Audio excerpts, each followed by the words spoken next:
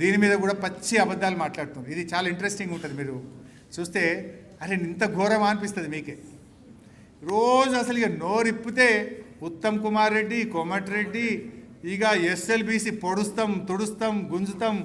ఇక ఎట్లా మాట్లాడిందంటే గవర్నమెంట్ వచ్చిన కొత్తలను అయితే 2 ఏళ్లలో అయిపోయాయి ఎస్ఎల్బీసీ, 3 ఏళ్లలో ఎస్ఎల్బీసీ పూర్తి చేస్తాం, అయ్యే పోతుంది ఎస్ఎల్బీసీ, గుంజి పారేస్తామని చెప్పారు. ఏం చేసిండ్రో ఒక్కసారి చూడండి. ఇది ఇన్ఫర్మేషన్ యాక్ట్లో నేను తెప్పించుకున్న కాగితం. ఇది సమాచార హక్కు చట్టం నుంచి చీఫ్ ఇంజనీర్ నుంచి తెప్పించిన కాగితం, నా సొంత కాగితం కాదు, మొన్న తెప్పించిన. వీళ్ళు ఊకి ఇట్లా మాట్లాడుతుండ్రని తెప్పించిన.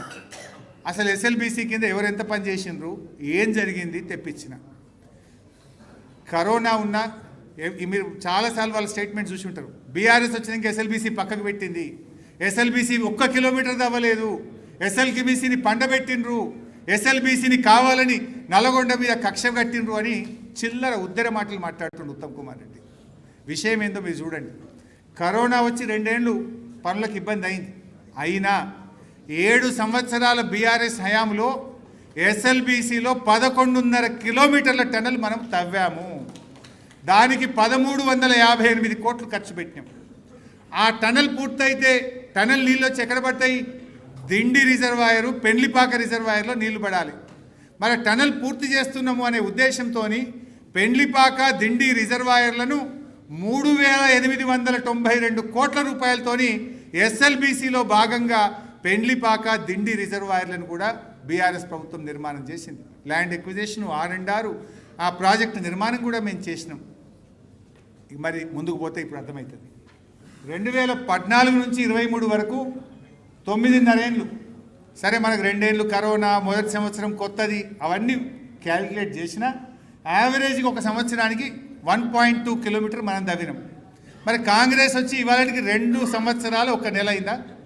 2 సంవత్సరాలు 1 నెలలో కాంగ్రెస్ తవ్వింది 18 మీటర్లు. 18 మీటర్లు. ఇక వీళ్ళు మాట్లాడతారు బీఆర్ఎస్ మీద.